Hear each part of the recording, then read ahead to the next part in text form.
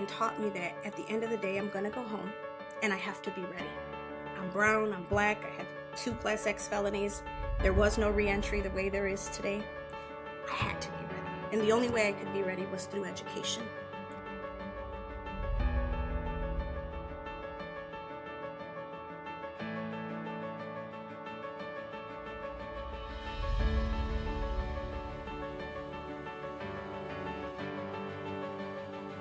Welcome to the Path Forward podcast. I'm your host, Augie Gillarducci, and my guest today is Celia Colón, and we are actually right now, we're in the Chicagoland area, and I would just like to say that Celia and I don't know each other well. We've met a number of times. We've been on, I don't know how many Zoom calls together, but as far as actually being in the same room, just talking, it hasn't happened that many times, in part because when we first met, it was right on when the pandemic was starting. So that got rid of all the meetings that we would have been at in person and what have you.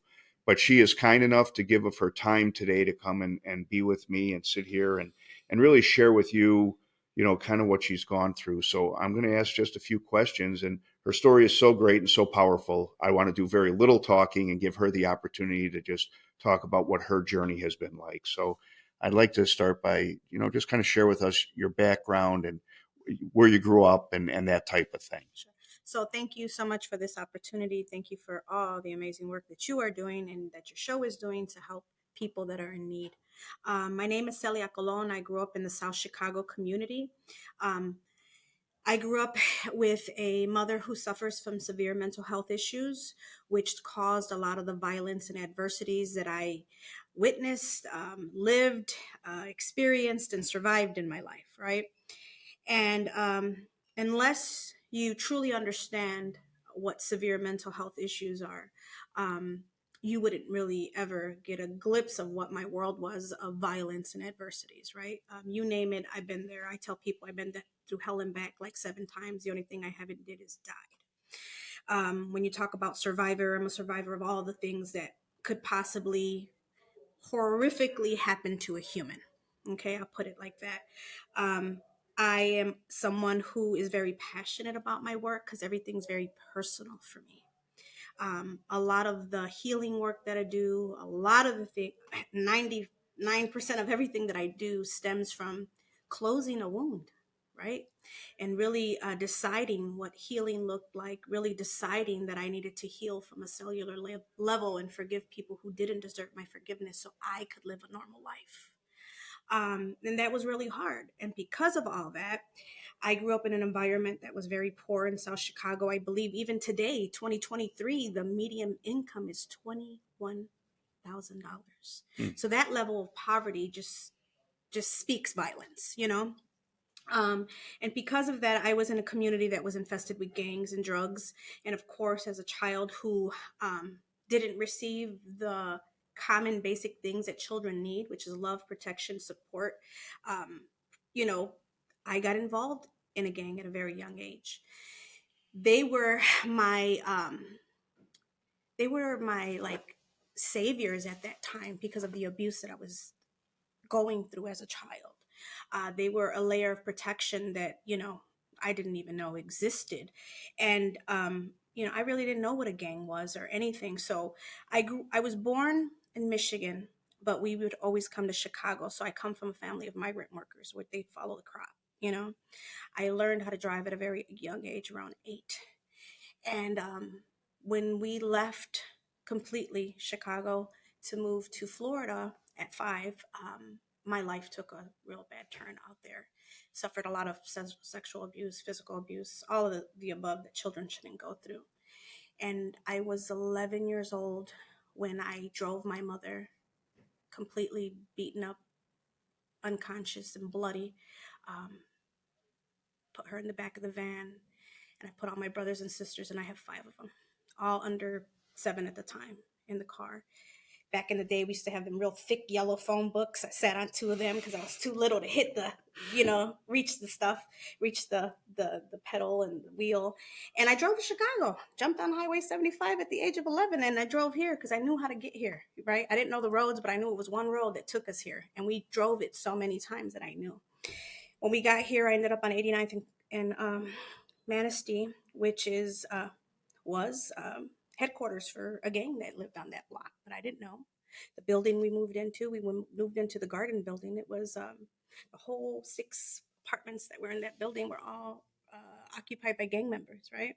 So we had just moved into headquarters. I didn't know. I didn't know what gangs were. I didn't know nothing, but I seen women out there. And I told these young girls, they were teenagers and young, like 20-year-olds, what had happened, where we had just came from. And they were like, ain't nobody gonna come back and hurt you. This is our neighborhood. We got you. And that was the first time someone ever decided and said that they were gonna protect me. So as a child who was just, looking for someone to protect her, looking for someone to believe her, looking for someone to listen to her, I found that. Maybe not in such a great group, right? When people look on the outside, but it was the best thing that ever happened to me. Back in the 80s and early 90s, the gangs aren't what they are today. They were more like a non-for-profit. They used to keep the block clean. They used to help old people with groceries, the laws and the way things were structured back then, it was more of just empowering the neighborhood. So because of that, I became a teen mom at 16. And then I started living my mother's life of domestic violence. Had guns put in my mouth, guns put to my head. It was a very hard time in my life. I survived that. And then a couple months later, um, I ended up getting into a fight with somebody from the neighborhood. And I was 17 at the time. But back in the 90s, you were charged as an adult in the city of Chicago when you were 17. So it was supposed to be just a fist fight. In the 80s, you could get into a fist fight and then shake hands and everything would be over with, right? Even the 90s. But this goes to my thought that I always say, that you never know what other people are going through and what other people are thinking.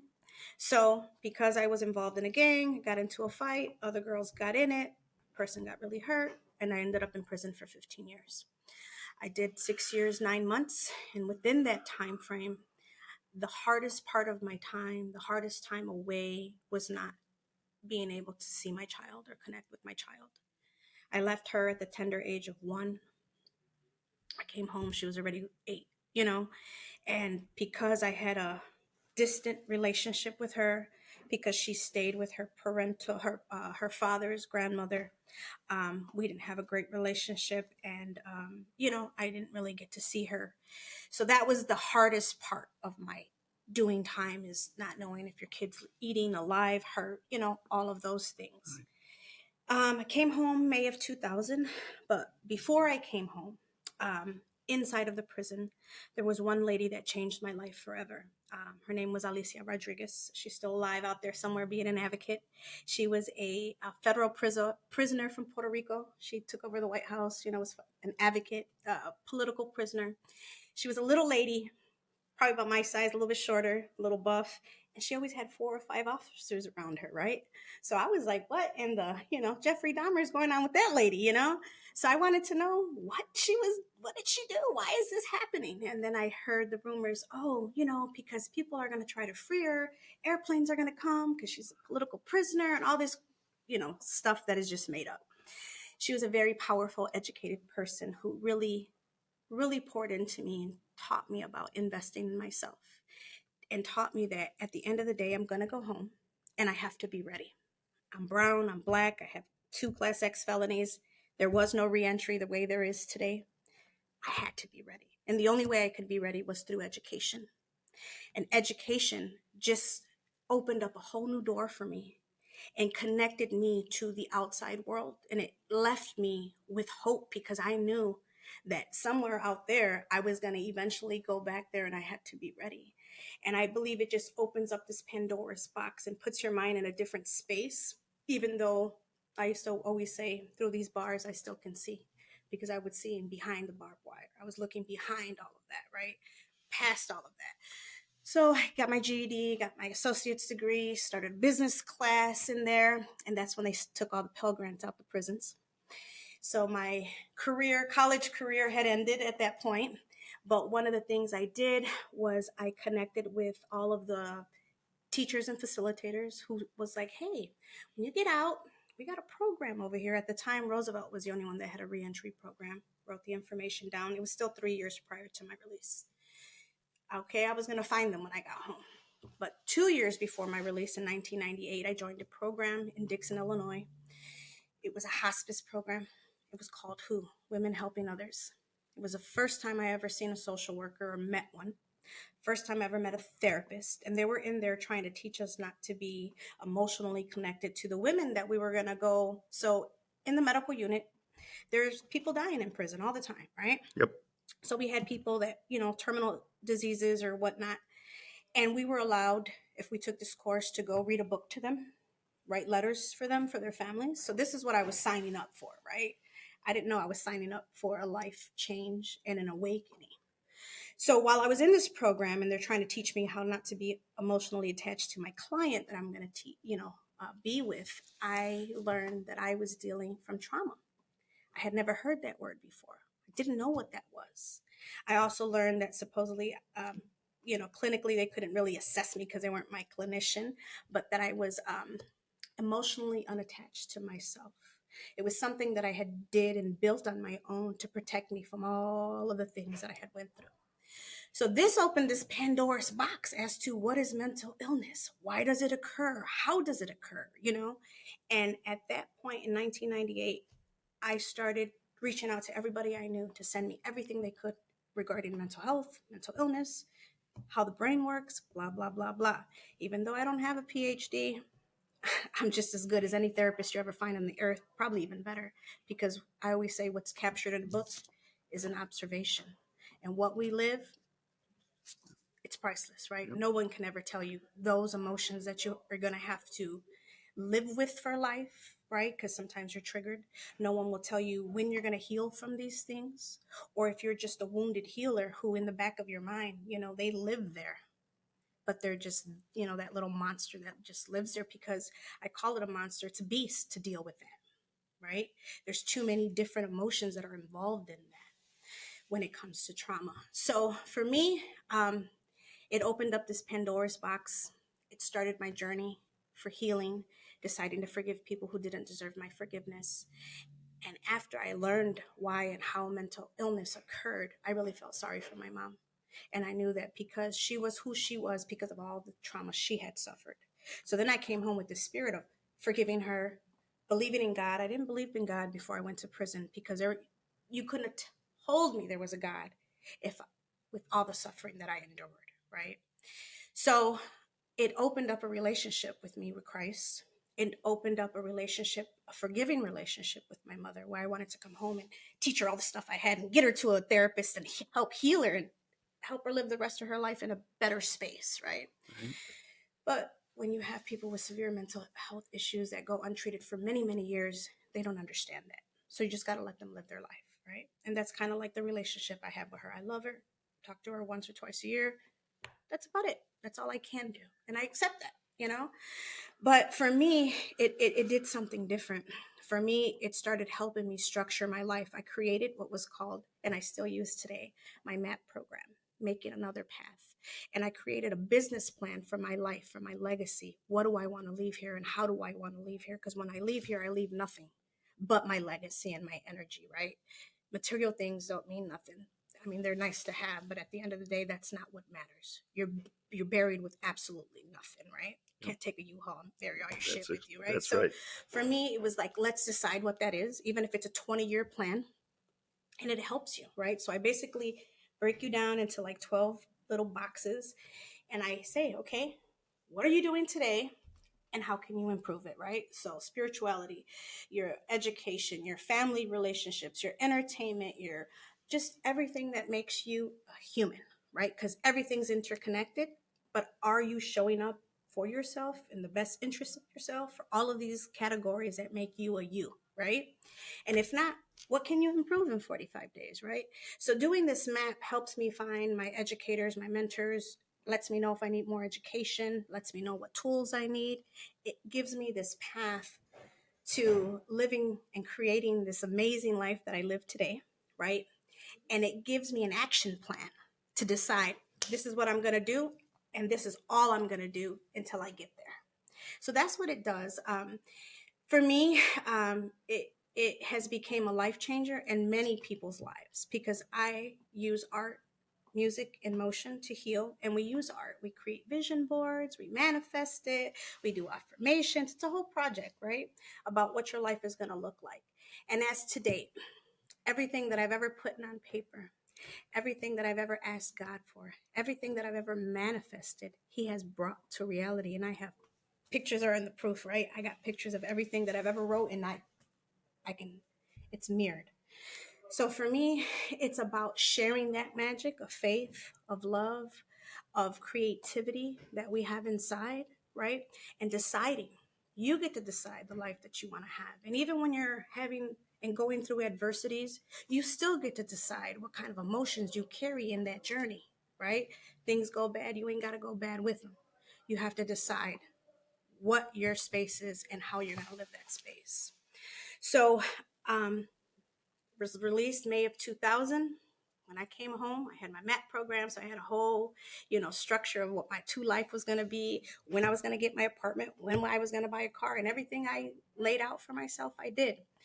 Now, if you were to see me upon release, you would think like this lady lost it, right? So I had sticky. I call myself the sticky queens. Little post-its. I had post-its everywhere. Bathroom, mirror, fridge, my purse, car visors, because I knew I was getting a lot of no's and I needed something to keep me focused so my heart wouldn't be broken, Yep. right? Yep. So that no matter what happened today, I can shake it off and say, tomorrow I got to re-up my plan and decide that didn't work. Let's see what works. This is my last. This is what I'm going for. So no matter what happens, that's the end goal. And having that visual in your face when you have 2 Class X felonies, when you have no moral support, no family support, it's important, right? Sure. The biggest thing I did when I came home also is I created my own support system through, I did what's called what is that called? Where you go learn how to talk. Uh, International, it's a speakers group. Toastmasters? Toastmasters, yes. I went on a Toastmasters tour when I came home. Good for you. And the reason I went on a Toastmasters tour, people always like, oh, you went to go learn how to talk. No, I went to find people who were investing in themselves, who could be my mentors, who could be my coaches. I was like, oh, this is where a place where people go and be better than, let's go, right? Yep. So I went to all the free ones. I still have 2 that I found 20 years ago that are my mentors today. It was the best decision I ever made in my life. Toastmasters is a great organization, great place to network. For me, when I first got out, I actually, there was a Toastmasters in the facility that I started probably the last year. They came in my last year. And so I was able to do it on the inside. But when I got out, I came back to Chicago, and right away I looked for a Toastmasters that I could get into and go to regularly, because it's a great place to network.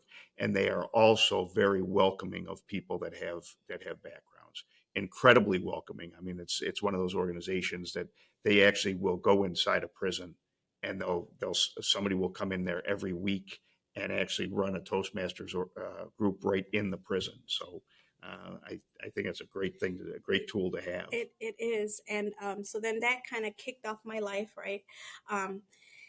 I went relationships. That's the biggest, that's your money. That's your way of life. It's always about relationships everywhere we go. It's about the relationships you create, you nourish, and that you hold on to. So I told you one of my facilitators when the business management class closed was like, come looking for us, right? I held on to that thing for 3 years. Like, I'm going to come looking for you, Mr. John. So I went to Roosevelt University. When I came home, they were the only reentry release program in the city of Chicago besides SAFER at that time. The guy that I went to look for wasn't there, but they were still willing to help me. So they gave me a job right across the street, 233 North Michigan, at an International Diabetes Research Center, where we did phases 2 through 4 clinical trials. So devices, new medications prior to final approval of FDA. Of course, I went in there. The guy hired me as a cleaner, right?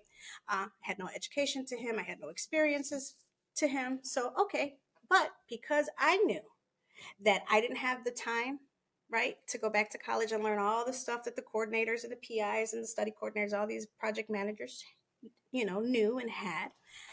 5 o'clock I'd come. Hi, how are you? What are you doing? What are you working on? How can I help you? Right? So 8 months of doing that, right? Not leaving at 5 o'clock when the bell rung, but investing in me and staying for however long I had to stay, 8, 9, 10, 11 o'clock, to help people on projects. I knew what I was doing. 8 months later, one of the ladies was pregnant. They couldn't travel abroad because of the pregnancy. Who knew everything? Little Miss Celia Colón in the background, right? Because I was working up under her. So I told my boss, well, I know everything that's going on. I know all the work she's doing, because basically I was doing her work. So I was still on parole, only been home a year. He somehow got it approved, and I started traveling internationally, staying at 4 or 5 star hotels. Everything that I ever wrote, Cancun, the Bahamas, uh, you know, uh, Montreal, all these things that I wrote that I wanted to see, God brought to fruition. And it was there at those spaces in different countries where people were treating me like royalty. Here in the United States and the city of Chicago, I felt like everybody knew I just came home, right? I had parole stamped on my head. Yep. I just had that fear, right? Because the system does, get to you mentally and emotionally and really brainwashes you to think that you are an outcast and you're never going to be who your God claims you're going to be, right? So because we eat this and we're taught to be shamed of what has happened, and even though some of us are survivors and shouldn't be ashamed of what has happened, right? Um, we live with that. And it's hard unless someone teaches you how not to live with that, right? Right. So because of that, I was like, everybody knows I'm here, I'm on parole in Montreal, in the Bahamas, in Mexico. You know, I'm American, so I'm like this golden child, right? And it was there, um, on my way to Paradise Island, Nazda. We had to get on a ferry. There was no road. Now there's a road. And the water was so beautiful, so blue, and everything was just magical. And I remember that day going to Paradise Island saying, thank you, God, for giving me dreams. And that day I decided that I would go back in and share the system to success. Nobody goes back in to share the system to success. There's a system to everything. There's a pattern to everything. And there's a system to success. You just got to be willing to pick up the crumbs and do the work. So for me, I thought about all the gurus and the, Tony Robinsons and all these people, life coaches, but none of them go where help is really needed, which is in jails and prisons. Yep. So I decided that I would make it my life journey to go seek out all the master gurus of this and that, of wellness and mental health and blah, blah, blah. And that's what I've done for the last 20 years. I hang out, and I am blessed to say that I have lots of multimillionaire and billionaire friends. Like 27 years ago in a cage, never thought I'd have like 5 billionaires numbers in my phone, but I do. Not that they, boast about their money. They just created the life that God wanted for them, right? And they do good with their money. For me, rubbing elbows with these people who've mastered, right, the systems of success is what I want. And that's all I want. Because then I can take that information and bring it to the hood, where people in the hood are still suffering from unhealed trauma, who still might lack a little bit of confidence, who still might think that space ain't for me. I'm not supposed to be there. I can't do that. I do belong there. I will go there, and I will bring it back. That's been my mission since I've been home. My mission has been to teach people that regardless of what adversities you go through, regardless of who you come from, you ultimately have your own purpose and your own mission to be living here on earth. And when you decide to live in your purpose and your vision, God will make everything happen. You just got to have faith, and you got to be willing to do the work. See, people don't like the work part. That's a lot of hard work. They don't understand you stay up to 3, 4 in the morning trying to get stuff done, right? But if you're determined to have a certain lifestyle, to leave a mark, that alone is your fire. You don't get tired. You have this energy, right? I wake up every day, even though I sometimes don't go to bed till 2 or 3 in the morning. I'm back up at 6 o'clock, 5:30, like ready to work, right? Because I have so many things going on. Yeah. It's, I'm glad that I'm getting to hear your story, because I know that you have an organization now that this is what your commitment is. Right. And I see you on social media. I see some of the things you're doing. Well, please talk about that a Sure. little bit. So GOD was always just a ministry. After I started doing very well, I decided to go back in. I started going back in 2001, sharing the system to success, teaching people that you too can visit all these spaces and do all these things. And I created the MAP program, going into the county, the Audi home. 3 years ago, my little sister was shot and killed a day before her birthday, which was the 20th. The 21st, unfortunately, on her birthday, because there's no policies of true trauma-informed care, I had to go see her on her birthday with the 45 to the head. All that horrific, graphic stuff that I don't care how much therapy you go through, there's no therapy for that. Right now, I'm fighting nationally to create policies because a lot of the violence that is seen in Chicago, when I think about the horrificness that I had to endure, that creates violence. People should not have to go through things like that, especially in the digital world that we live in today. It should be a choice. I was my sister's guardian, so if I wouldn't have went to ID her body, they would have put her in the John Doe pile, and then I wouldn't have been able to have a funeral or grab her body. So for me, when my sister passed away, I decided to turn my ministry into a non-for-profit to do more to protect women. There's more than 200 programs in the state for men when it comes to reentry and supports, with less than 20 for women. Violence against women has always been allowed in the United States. You go back all the way into the 50s, the rule of thumb. Remember that law where you can beat your woman as long as it wasn't bigger than a ruler, right? Or disform her. So for me, it's about helping those who've really have never been invested in and protected, which is women. I believe women are the glue, the nurturers, the emotional molders of the child. And when we protect women, we're protecting the next generation. For me, when a broken mother cannot raise healthy children, right? Unlike men, and I've done a survey of 253 men, none of them are ever asked if they're a primary caregiver or a father prior to release. Women are. So women are stuck in this, I like to say, this horrific circle of destruction where they're not allowed to succeed. They're not allowed to get their children back. The children become the next number. And what I mean by that is that we have a lot more mandatory programming, especially if children are with DCFS and not with a family. So I take my case all the time, right? 2 Class X felonies had nothing to do with drugs, but I had to do a drug evaluation, an alcohol evaluation, a mental health evaluation, a parental class, all these things before I could get guardianship for my child back. Back in the day, everything cost a lot of money. Now there's free programs. But if your child is with DCFS, you can't just, hi DCFS, I'm home, let me get my kids. It don't work that way. You have mandatory supervised visits and then unsupervised, and then they come and check that you got a home and a bed and all these things for them. So as a woman, we both come home, same time, same crime.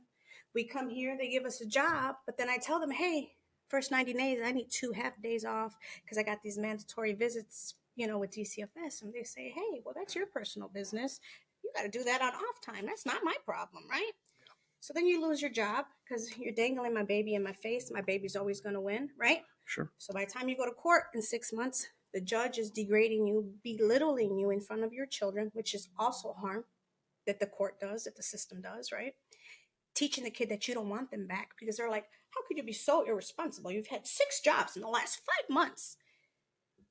Yeah, I have, because no one will allow me to do all the programming that you're mandatory making me do to get my kids back. So because of that, women lose complete custody of their children, which means that they end up being fostered to different families where they're harmed, where it gets into that bigger pool that nobody likes to talk about, but that $1 billion how do you say it? The pedophile ring that exists in the United States. Yep. A lot of the Black and brown children, once they become teenagers, they supposedly run away. I've met survivors of sex trafficking where they don't run away. They're actually put on a boat or a ship and sent to another country or another state. And eventually they come back here and they're substance abuse users because of all the trauma, right? Sure. And they become the next number.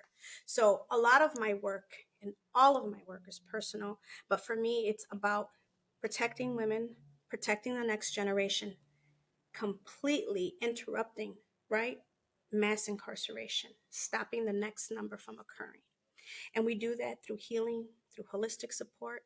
One of the biggest things that I pride myself in when I was in prison, when I first got to prison, first got to jail, I had a sister give me a care package, little bar of soap, toothpaste, with some socks, Sure. right? So I continued that spirit, and I do that here at home. One of the biggest things we do is give them the We Win Welcome Home care package. And when I mean we win, because we win when we invest in each other. People who are loved and supported, we're living our best lives, eating steaks, taking flights. We're not picking up guns. We're not harming other people because we don't have to, right? Right. So therefore, women, when we come home, most women go home to their elderly parent or whoever was supporting them. And sometimes that support might be a really horrible space. So they're very unsafe. Okay. Bad relationship. Yep. Yes, but that's the only place they have to go. So we give them the package. The package consists of hygiene products, cleaning supplies, 14 interview attire outfits that turns into 30 days of clothes, 2 to 6 pairs of shoes, fake jewelry, purses, the whole shabam, because it's immediate mutual aid. Because while you're waiting for the ID and the processes of the intakes and the interviews and all the things that other non-for-profits do, right? It's a process, it's a system, it's a wait thing. But people need help today, right? Even if you help them with the job, we also do job development, resume writing, mock interview, how you show up, talk about your record. But if we help them get a job, it still takes 3 weeks to get a paycheck. Right. So what are they wearing? How do they show up with confidence for that position, Yep. right? So it's about fulfilling and making an impact. When we show up, it's also other formerly incarcerated women. I go to every hood out of my car. I opened up the trunk. On our intake, we write down 4 of their favorite colors and their sizes, right? So when we get there, we have outfits that we put together. We greet them with flowers because it takes a lot to ask for help. And I celebrate them for showing up for themselves because 80% of success is you showing up for you, right? Yep. Domestic violence women, it usually takes 6 times before they actually make that call for help. So for us, it's about celebrating that they reached out for help, right? Then we give them a folder full of resources that says, welcome home, we love you. We believe love can just conquer all. And we let them know that they're now tied to a network because I don't do this work alone, right? I belong to a huge network of formerly incarcerated people where I can't do it all, but as a village, we can because everybody has their specialty, right? Everybody does a little bit of this, a little bit of, and a little bit equals a lot. So we give them that folder. We invite them back to the center for all the stuff that we do at the center, but we stay in contact with them and we support the house. It's an impacted house. And that's what people forget to understand. It's a home that's been impacted. Everybody needs therapy. Everybody needs support, right? And that's how we tackle this. And we feel that once we help you start and spark that healing journey, that you as the mother, as the the rock of the family, will then implement all this into your family, right? So we're doing it one household at a time, one family at a time, in such a way that it's so organic and unique that I've had people I've mentored for like 15 years, like I've had the same number since I've been home. And I always tell people, just text me, except on Sundays. That belongs to baby Jesus and my family. But Monday through Saturday, I'm available, right? Yeah. Something's happening, I always say, we'll figure it out, right? Yep. Positive energy, positive results. Like, let's go. Yeah. There's a way to get through this. There's always a way.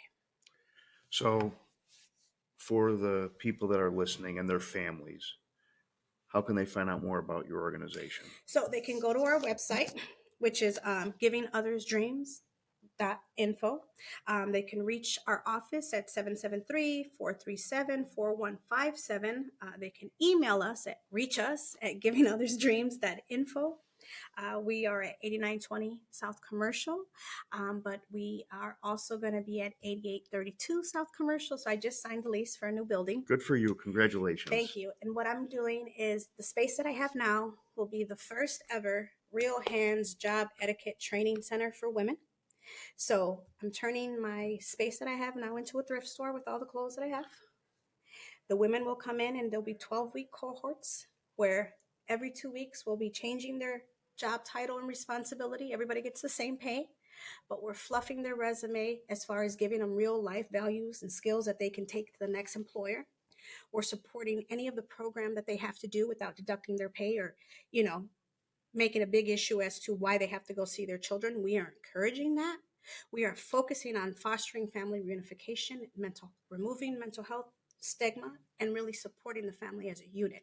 So the women will come in and really acclimate, right? And know what it feels like to work with real people. Because a lot of the non-for-profits do amazing work. But teaching me something on a Zoom or, PowerPoint and giving me points, it's only so much I can process, right? Mm-hmm. I'm a visual, I'm a hands-on kind of person. But if you put me somewhere and you're mentoring me and you're letting me run the show, right? And actually letting me do the work, then it's muscle memory. I'm really going to learn. Yep. Right? Yep. So that's what we're doing with that space. I also am about to hire 38 people from my community to be peacekeepers. I just got a federal grant. And they'll be cleaning up the neighborhood, going to the most highest violent, spaces in my community. We're using the data from the shot caller, the shot shooter. And we're also using the data from the DV calls. So in my community, 25th District, 10th Ward, we have the highest DV calls in the state. Mm. So it's really personal for me to go out there and protect women. Yep. Well, listen, let's make clear that on Second Opportunity and YouturnHealth, we want to do everything we can to help Cece with what she's doing. This is great stuff. I mean, it's exceeded what I thought, because when I first heard about this, you've taken it so much further, right? So obviously she's a dynamo at getting things done. But if you're interested in learning more about it, she's given you the website. I'm sure we're going to put it on the screen here so that you'll be able to see it. We're also going to have the link on our website so that you could just, if you come to our website, you can click on it and learn more about it. For the families out there that are interested in the work that she's doing, the families of incarcerated people, please reach out to her. You can see what her mission is. You can see where her heart is. And I think that that's the important thing. So I want to thank you for taking the time to be with us today. I'll give you a minute or two because we've got to hold it within a certain limit. But please share your message with the incarcerated people that are watching this and also with their families about what your thoughts are. For me, to all the families out there, to all my brothers and sisters that are currently behind some kind of cage, don't give up. Don't give up on life. Even though I always say a moment of our life might be gone, but it's a moment that we are planted where we can actually start dreaming and desiring and creating a plan for the future. Turn your cell into a university. The best investment you can ever make is in yourself. The biggest room in the house is room for improvement, and we all can improve anywhere. Take care of your temple, take care of your body, take care of your mind, because even though you are incarcerated at the time, your mind isn't. And your mind will take you to any space and will create any reality that you want. So you have the power to change you, to change your family, to change your livelihood. And I don't care how much time you have to do when you come home, because you will come home, you do have a chance to create what you need. And for all the families that are suffering, reach out to communities that are doing this work. Reach out to the non-for-profits in your neighborhood for support, because you don't got to do this alone. Thank you. Thank you. Thank you for tuning in to The Path Forward. My name is Augie Ghilarducci. I'm the host. Today's guest, Celia Colón. Thank you guys all. Thank you very much. Please join me in 2 weeks for episode number 4. My guest will be Marlon Chamberlain, a leader seeking to end permanent punishments for the formerly incarcerated population. Until then, keep your head down and keep moving for the door.